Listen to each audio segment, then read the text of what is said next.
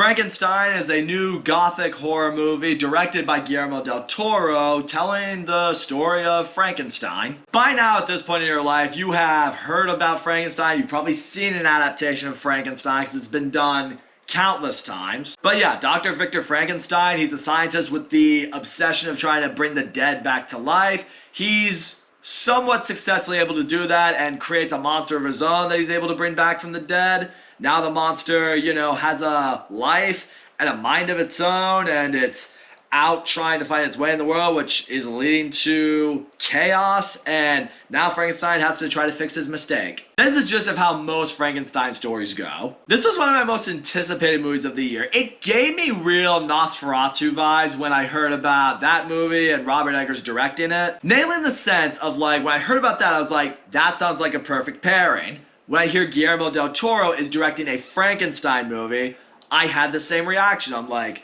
that really sounds like it could work. I don't see a situation where that fails. I was also kind of excited at the idea of gothic horror coming back from what we've gotten with, vampires from last year. Now we're getting Frankenstein's monster this year. It seemed exciting. It seemed like a real resurgence to a franchise that was pretty much dead. And yeah, where Robert Eggers brought that genre back to life, Guillermo del Toro's keeping it going and thriving.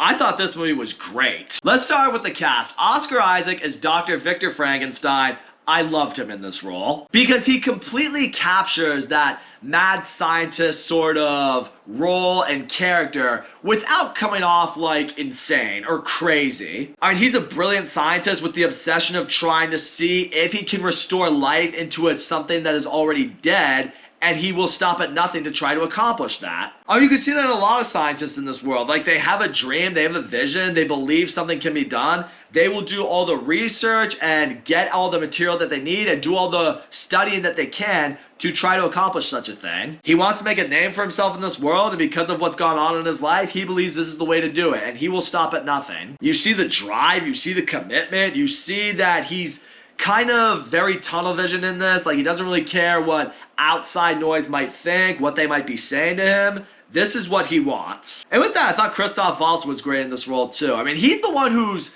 kind of serving as that little devil on the shoulder for Frankenstein a little bit, trying to be like, no, you gotta pursue this. Don't listen to what anyone else is saying. I will assist you. I will fund this. I will give you whatever you need to make this possible. It kind of reminds me of what the Joker said in The Dark Knight. Madness is like gravity. All it takes is a little push. Well, Christoph Waltz is giving Dr. Frankenstein that little push that he needs to slowly slip into the madness that he needs him to be in order to accomplish his goal. Maybe for a really good dynamic and pairing between these two characters, led to some really riveting dialogue. I also appreciated Mia Goth's character in this movie. She essentially plays, I don't want to say the damsel in this movie or anything like that, but she plays typically what you find with a lot of the lead ladies in these sort of gothic horror movies. She's someone who's not very easily afraid of what she sees or what she witnesses. She's someone who very much wants to see the good, or the humanity anyways,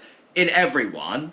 She could be having a conversation with Victor Frankenstein, and in these moments, she doesn't really see the mad scientist. She sees the damage that's in him. She sees the brokenness that's in him. She's, slowly peeling back the layers and saying no, something happened with you in your life, and this is why you are the way you are. Or even later on, when Frankenstein's monster is revealed and people are terrified of it, she's not scared of him. She wants to see the human that is in him. She believes that there is good. She believes there's something that can be brought out of him that is beautiful. She's that ray of light that was very needed for two characters that are very much damaged characters. And yeah, let's get into the performance of the movie. One of the best performances of the whole year. Jacob Elordi as the creature was fantastic. And people already are clamoring for him to get an Oscar nomination. I gotta tell you right now, I support that completely. This dude should be nominated.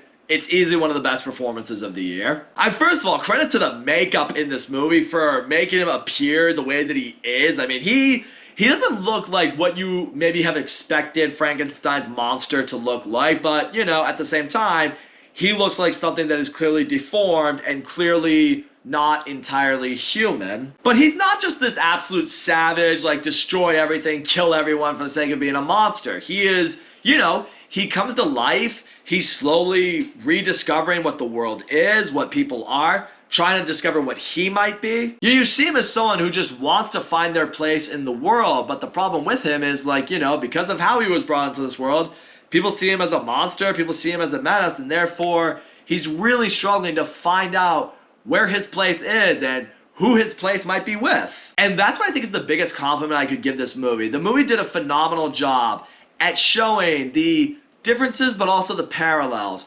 between Victor Frankenstein and the creature. Like, the movie had a tagline or something like that, like, you know, some humans can be monsters, some monsters can be human. Like, the movie really does play into that here with these characters. But the movie also does a really excellent job at showing why these two characters are the way they are. And as a result, it delves into some really emotional trauma, some really deep, dark storylines that kind of break your heart a little bit. And that's what I'm gonna say right now. Like, I know the movie is being marketed as a gothic horror movie.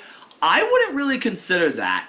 Keep in mind, this is a Guillermo del Toro movie. I would consider this more as a gothic drama. Because yeah, it has these gothic elements. I mean, it's a Frankenstein movie, but at the same time, it really does go for more of an emotional story. It goes for more serious moments. It goes for the kind that not really have you on the edge of your seat scared, the kind that just literally have you locked into the story and these characters because you feel for so many of them. And that's just a credit you gotta give to Guillermo del Toro. This is what he's great at. He will take these stories or these concepts that might seem scary on paper or might seem really dark and really twisted, and then you watch the movie, and the movie is always very heartfelt and emotional and just impactful. Like, the man will make you feel all of the feels in a movie called Frankenstein.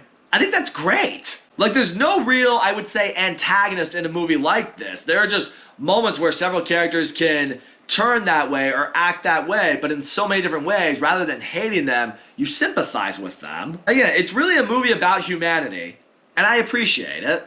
And also, the movie is shot beautifully. There are moments, there are scenes where, you know, the lights just hit it perfectly, or the scenery around a character looks phenomenal, where I'm just like, I want that on a poster, I want that as my screensaver. That's perfect. I know I mentioned the appearance with the creature and everything like that, how great that looked, but really just everyone in general, everyone, like the costume design, the set design, just the look of the city, like, you really did feel like you were in the 1800s. The movie just sucks you right into its timeline and you are there with the characters. And what I love hearing with Guillermo del Toro is how emphatically he is against AI, how he wants as little special effects in his movies as he can. He wants them to feel real. And if he wants to make a movie feel real, you can tell there's a lot of work that goes into the makeup and that goes into the camera work and goes into the set design to make everything feel that way without overly CGIing it, without taking the easy way out. Because it would be so easy to use a green screen or to use AI or to just, you know, have, I don't know, Jacob Elordi wear those little bodysuits or whatever it is, the kind that have the cameras around them and the new AI the whole thing, or CGI the whole thing rather. But no, he didn't want to go for that. He's like, let's go the extra mile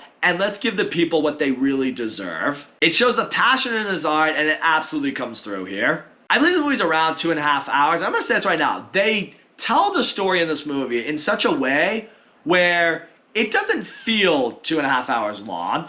It does it in such a way where it mainly focuses on like two different parts of the story, and as such, you're able to connect with each half in such a way where, in a way, it doesn't feel like this long, drawn-out story. It feels like this one big story that needs to be told from two different perspectives to understand everything. And as a result, it keeps you locked in, it keeps you engaged, and I was never bored. The only real flaw I would have with this movie, if I gotta be honest, is I didn't get to see it in theaters. Because, like I said, there's some shots, there's some moments. I mean, I just watched this on Netflix on my TV, and I was sitting there like, man, I can only imagine how this would have looked in IMAX, or really just in a movie theater in general.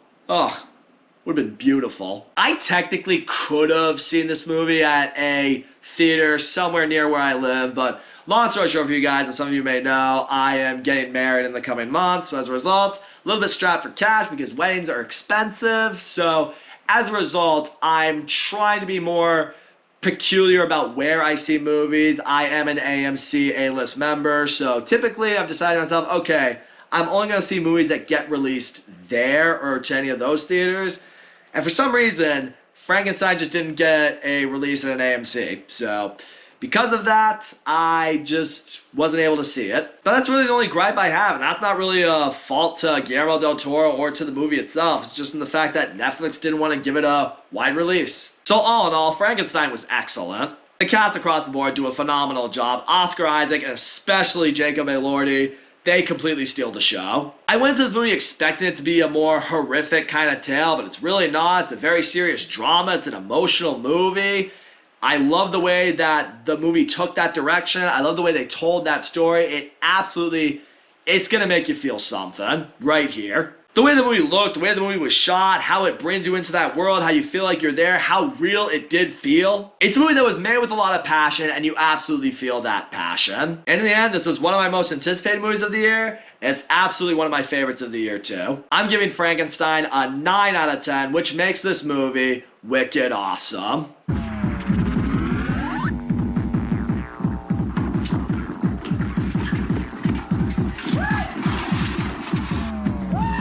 So that's all I gotta say, guys. Thank you so much for watching my video, and as always, don't forget to leave a comment, like, subscribe, and I'll see you all next time.